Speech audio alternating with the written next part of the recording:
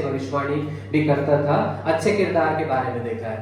तो शुरुआत तो बिलाम की अच्छी हुई थी, लेकिन उसका जो अंत है वह अच्छा नहीं था।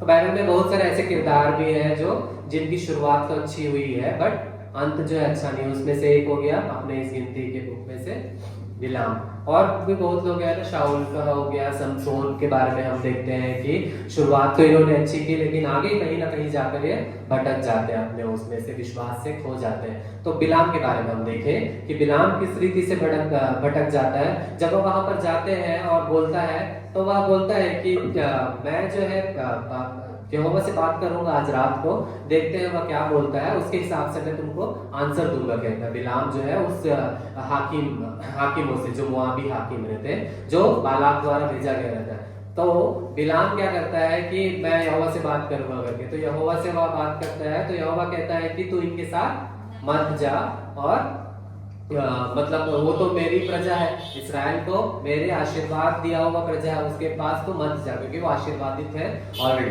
तो उनके पास मत जाने को कहता है। फिर से वह भेजता है, ऐसे करके 2-3 बार होता है, तो वह भेजता है। फिर लास्ट में जो होता है, ठीक है तुझे जाना है तो जा। यहोवा बिलाम से कहता है कि तुझे जाना है तो जा, लेकिन मैं जो कहूंगा वही करना है, मतलब आशीर्वाद देने के लिए कहता है ना, तो मैं जो कहूंगा वही करना है। तो यहाँ तक तो सब ठीक रहता है। गिनती के पुस्तक में बिलाम के बारे में ऐसा विरोध में ऐसा तो दिखा नहीं है, लेकिन मुझे नया नियम में जो है कुछ बातें हैं या कुछ वर्ष है जिसमें थोड़ा सा बिलाम के बारे में दिखता है कि वह कैसे लालच में फंस जाता है। बिलाम बालाक राजा जो है वो यह भी कहता है कि मैं तुझे चांदी के सिक्कों से भर दूंगा तेरा घर, फिर भी वो जो है उस सब में नहीं पड़ता है, यहाँ तक के चैप्टर में जहाँ पे है। परंतु हम नया नियम में निकालेंगे, उसका हम देखेंगे कि नया नियम में हम देखते हैं कुछ वर्ष हम निकालेंगे, जैसे प्रकाशित वाक्य वगैरह में भी है इसके बारे में, तो हम देखते हैं उसको निकालते हैं। इसमें हम देखेंगे बिलाम का मन कब डगमगाने लगता है ना। दूसरा पत्रस उसका दूसरा अध्याय 15वां वचन, इस किरदार के बारे में हम चर्चा कर लेते हैं, उसके बाद हम जो है आखिरी में इसके सार में जाएंगे। दूसरा पत्रस दूसरी अध्याय और उसकी 15वीं आयत पढ़िए। सीधे मार्ग को छोड़कर भटक गए हैं और बओर के पुत्र बिलाम के मार्ग पर हो लिए हैं, जिसने अदम की मजदूरी को प्रिय जाना। देखा हमने यहाँ पर बिलाम के मन के डगमगाने के बारे में लिखा हुआ है, कैसा बिलाम जो है उसका मन डगमगा जाता है और अधर्म की मजदूरी प्रिय है। किस तरीके से बिलाम की तरफ भटक गए, यहाँ पर हम बिलाम के बारे में उसके डगमगाने वाले मन के बारे में देखते हैं। उसी रीति से हम प्रकाशित वाक्य उसका दूसरा अध्याय 14-15 निकालेंगे।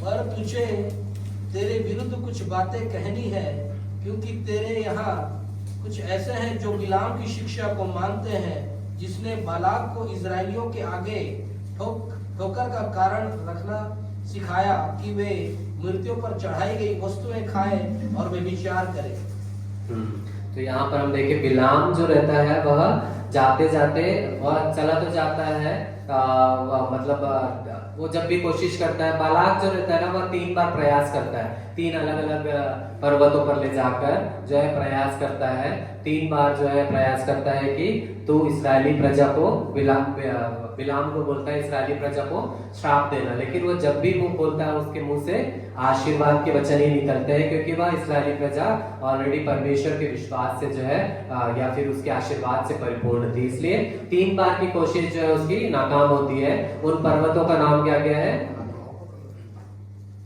3 पर्वत पर लेकर जाता है ना, बालाक जो है बिलाम को 3 अलग अलग पर्वत पर लेकर जाता है। पहला पर्वत हिंदी में बताऊं तो मुंडे, दूसरा पर्वत पिसगा और तीसरा पर्वत पोर करके दिया हिंदी में, मुंडे, पिसगा और पोर। इसके ये 3 पर्वत अलग अलग जगह पर लेकर जाता है, जहां पर आशीष वचन के बदले उसके मुंह से श्राप के बदले केवल आशीष वचन ही निकलता है। लेकिन बिलाम जो है उसका मन डगमगा जाता है, एक तो लालच में पड़ जाता है, दूसरा वह जाते जाते जब हो जाता है, ये लोग अपने अपने देश में कादेश में जाने लगते हैं, बिलाम अपने जगह जाता है, लेकिन जाते जाते उसको क्या करता है, वह कहता है कि इस्राएली प्रजा चले तो गए हैं, शाप नहीं चला तो इनको पाप में गिरा दे, शाप नहीं चला तो पाप में गिरा दो। मेरा शाप तो यहाँ चला नहीं, आशीष वचन ही निकले, तो अब इस्राएली प्रजा को बोलता है कि व्यभिचार में गिरा दो करके वह एक आइडिया देता हुआ जाता है बालाक को।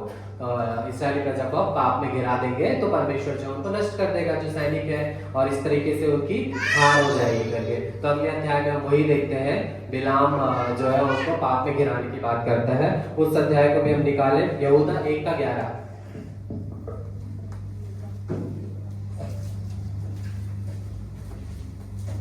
उन पर हाय क्योंकि वे कैन की सी चाल चले और मजदूरी के लिए बिलाम के समान भ्रष्ट हो गए हैं और कोरा के समान विरोध करके नष्ट हुए हैं। तो यहाँ पे दोनों कैरेक्टर के बारे में दे दिए, यहूदा में कोरह के बारे में भी हमने देख लिया और बिलाम के बारे में भी देखा हमने किस तरीके से वह विचार में पढ़ाने को कहता है। तो इस्राएली लोग जो है विचार में कैसे पढ़ जाते हैं। अब जो इस्राएली शित्तीम में रहते थे वो लोग मोआबी, अब मोआब में पहुंच के मोआब देश में जो है प्रवेश करने लग जाते हैं, तो लड़कियों के संग जो है वहाँ कुकर्म करने लगते हैं। यहाँ पर इस्राएलियों का व्यभिचार में पढ़ने को दिखाया गया कि किस रीति से व्यभिचार में पढ़ते उनके साथ कुकर्म करने लगते हैं। वो सीधा सीधा मतलब वहाँ के जो पुरुष है मोआबी स्त्रियों के साथ व्यभिचार करने लगते हैं। तो यहाँ पर जो है, यहाँ पर हम देखते हैं कि यहोवा का क्रोध जो है उन पर भड़कता है। इस स्त्री के साथ व्यभिचार भी करने लग जाते हैं और साथ में जो उनका देवता रहता है ना, उन स्त्री का देवता जो क्या नाम था उसका, बालपोर देवता की को दंडवत भी करने लगते इस्राएली प्रजा। तो इनका भी वो बालपोर देवता के साथ में वो लोग भी उनका दंडवत करने लग जाते हैं। तो इस्राएल का क्रोध जो है फिर से इन पर जो है भड़कता है, और यहोवा का क्रोध जो है इन पर भड़कता है इस्राएली प्रजा पर। अब जो यहोवा है इन पर क्रोध भड़कता है तो सोचता है कि सभी को मैं नष्ट कर दूंगा, फिर से एक बार क्रोध बढ़ के सारी इस्राएली प्रजा को नष्ट कर दूंगा सोचता है। तो जिस रीति से उस टाइम में वो जो मरी आई थी ना, जब 250 प्रधान लोग किए थे और क्रोध भड़कता है, जब मूसा को विरोध करने लग जाते हैं, वहां पर हारून जो है जीवित और मृत के बीच में खड़ा हो गया था और उसकी प्रार्थना करने लग जाता है, तो मरी जो है थम जाती है वहां पर और सिर्फ 14,700 लोग की मृत्यु होती है। नहीं तो ये तो लाखों में है ना। तो हारून जो है उस मृत और जीवित लोगों के बीच में आ जाता है। यहाँ पर इन दोनों के बीच में यहोवा के क्रोध को कौन ठंडा करता है। यहाँ पर हम देखते हैं कैरेक्टर पीनहास के बारे में। पीनहास कौन था? एलियाजर का पुत्र। एलियाजर कौन है? हारून का पुत्र। हारून की मृत्यु हो गई, कहाँ पर हुई? होर पहाड़ में हुई। होर पहाड़ में हारून की मृत्यु हुई तो मूसा ने हारून के कपड़े जो है एलियाजर को पहनाया और एलियाजर को वहां पे याजक घोषित किया। अब एलियाजर का जो पुत्र था पीनहास क्या करता है, जो भी पुरुष और जो स्त्री के साथ पुरुष जो है स्त्री के साथ व्यभिचारिणी पाई जाती है, वो जब रूम में ही रहते हैं तो उनको एक ही भाला से दोनों के पेट में जो है मतलब भेद देता है। तो उसको इतना गुस्सा आता है। तो यहोवा प्रभु जो है इस गुस्से को, पीनहास के गुस्से को अपने से कनेक्टेड पाता है और यहोवा उसको कहता भी है कि पीनहास जो है ये है और उसने मेरे गुस्से के साथ जो है साथ में अपने कनेक्टेड पाकर अब इसके गुस्से के कारण वहां पर जो है प्रभु का क्रोध जो है थम जाता है और वहां पर जो है इस्राएलियों में मरी जो फैल गई थी वो थम जाती है। तो मरी थम जाती है, तब तक ऑलरेडी जो है 24,000 लोग जो है मनुष्य मर गए होते हैं, लेकिन पीनहास के द्वारा वहां पर हारून के द्वारा बच जाते हैं मरी, यहाँ पर पीनहास के द्वारा जो है मरी से बच जाते हैं। तो यहाँ पर पीनहास जो है अब आगे उसका इस्राएली प्रजा लोग को यहोवा जैसी मतलब जलन उठती है, उसको यहोवा को जैसे जलन उठता है पाप से, वैसे यहाँ पर पीनहास को जो है जलन उठता है और इस जलन के द्वारा जो है मरी थम गई और 24,000 लोग तक भी सीमित हो जाते हैं, बाकी लोग बच जाते हैं मतलब। तो यहाँ तक हमने देखा कि पीनहास के बारे में भी जो कैरेक्टर एलियाजर का पुत्र कैसे आगे वो भी राजा बना है, याजक बना, उसके बारे में हम देखेंगे। तो हमने बालाक और बिलाम की कहानी से सीख लिया कि जो लालच जो है सबसे बुरी बला है। लालच में पड़ के कैसे वह गलत कार्य करने लग जाते हैं, या फिर अविश्वास में जो है हम अगर आगे बढ़े तो भी जो है परमेश्वर की जो है उस प्रतिज्ञा से हम वंचित रह जाते हैं। लालच जो है बिलाम के मन में जो लालच था वह कैसे आध्यात्मिक उसकी आंखें जो है वह बंद कर देता है। लालच में पड़ के ऐसी कांड जो आध्यात्मिक आंखें बंद कर देता है और परमेश्वर हमें गलत रास्ते में जाने से बार बार बचाने की कोशिश करता है। यहाँ पे एक वाक्य जो बीच में छूट गया, यहाँ पे क्या वाक्य था? बिलाम और उसके गधे के बारे में बता रहा हूँ मैं। बिलाम जो है रास्ते में चलने लग जाता है जब मोआब देश की ओर, तो रास्ते में जाते समय बिलाम जिस गधे पे सवारी करता है ना, उस गधे जो है रुकते रहता है वो बार बार, और कभी एक बार जंगल में रुक जाता है, कभी एक बार सड़क के किनारे जाके सट जाता है। तो ऐसा जो है गधा 3 बार रुकता है। तो बिलाम को गुस्सा आता है, बोलता है कि गधे को अपना लात मारता है वो, क्योंकि वो बचपन से उसके साथ में क्यों रुक रहा है करके। तब जो है परमेश्वर यहाँ पर गधे का भी मुंह खोलता है। ये भी देखते हैं हम, ये भी एक आश्चर्य करने जैसा है। गधे का भी मुंह खुलवा के बोलता है बिलाम मतलब तू मुझे क्यों मार रहा है करके गधा भी बोलने लग जाता है।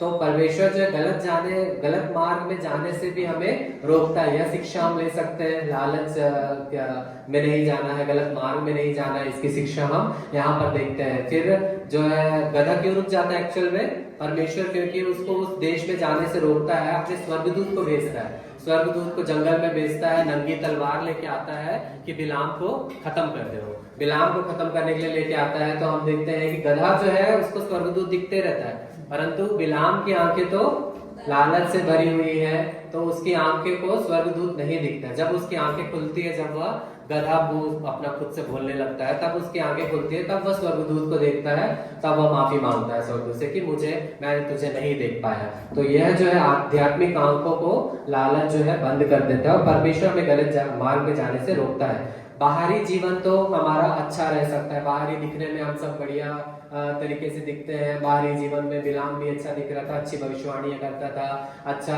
आशीष वचन देता था, लेकिन बाहरी जीवन अच्छा होने के बावजूद अंदर से जो है समझौता सबसे खतरनाक है। तो ये जो है 4-5 चीजें हमें बिलाम और बालाक के बारे में देखने को मिलती है। मूसा के बारे में हम सीखते हैं कि अंत तक धीरज धरे रहना है, छोटी मोटी गुस्सा भी करना परमेश्वर को नहीं भाता है, और वह उस प्रतिज्ञा के प्रदेश में हमें जाने से वंचित रख सकता है ना। मूसा ने प्रार्थना की कि प्रतिज्ञा देश में जाना चाहता है, परंतु उसकी प्रार्थना आंशिक रूप से तो सुनी। सोच लो कि मूसा को क्या करता है परमेश्वर, उस पहाड़ में चढ़कर उस कनान देश के चारों ओर की दिशा वो सब दिखाता तो है, परंतु उस पे प्रवेश नहीं करवाता, क्योंकि परमेश्वर ने प्रण ले लिया था कि कालेब और यहोशू को छोड़कर और कोई भी इस पीढ़ी में से कोई भी उस जगह पर प्रवेश नहीं करेगा।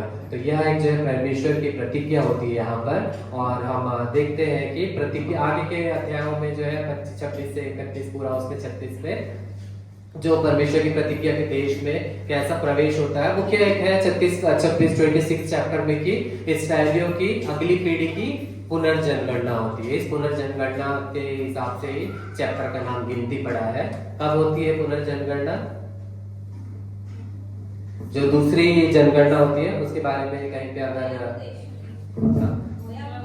मोआब के मैदान में नदी के तट के किनारे में यहाँ पर जनगणना होती है। जनगणना का पॉपुलेशन अब कितना है? पहली बार कितना था? 6,03,550। अभी जो जनगणना है 6,01,730। ठीक है, तो ये जो संख्या है ये है। अब वो पुरानी पीढ़ी के लोग कोई नहीं है उसमें, वो 2 लोग को छोड़ के अब सब नई पीढ़ी के लोग हैं, है ना। इसमें जो है दूसरी नई पीढ़ी के। तो गिनती के अध्याय में से अगर अभी तक मैं पूरा सारांश बताना चाहूँ तो उसमें क्या है, इसका मेन जो है केंद्रीय जो संदेश है ना। अलग अलग चीजें तो हमने इसमें देखी कि कैसा कैसा चीज हुआ। तो हम देखते हैं कि परमेश्वर जो है मार्गदर्शन करता है सबसे पहले, है ना। अगर 5 भागों में बांटे तो परमेश्वर जो है सच्चा मार्गदर्शन देखा हमने 1 से 10 अध्याय में, कैसे इस्राएली प्रजा का परमेश्वर यहोवा ने सही मार्गदर्शन किया। दूसरा हम देखते हैं कि अविश्वास जो है हमारे अगर जीवन में, इस्राएली लोग थे क्या अविश्वास करने लगे थे, तो अविश्वास जो है हमारे जीवन को भटका देता है। तो दूसरा पॉइंट हम यह सीख सकते हैं इस्राएली प्रजा से।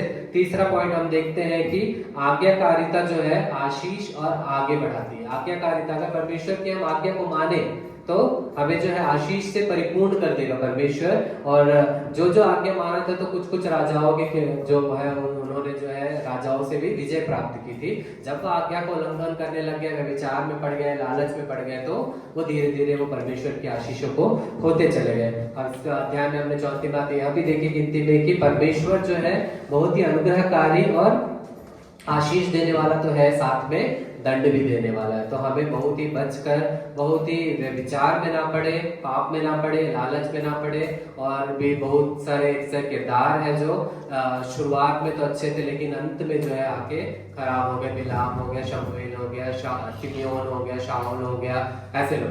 लेकिन ये किरदारों के साथ में वैसे कुछ लोग ये भी थे जो शुरुआत में तो खराब थे, शुरुआत खराब था लेकिन अंत अच्छा था उनका। जैसा हिंदी इडियम्स में कहते हैं अंत भला तो सब भला। तो अंत में किसका किसका अच्छा था? जो पहले खराब थे।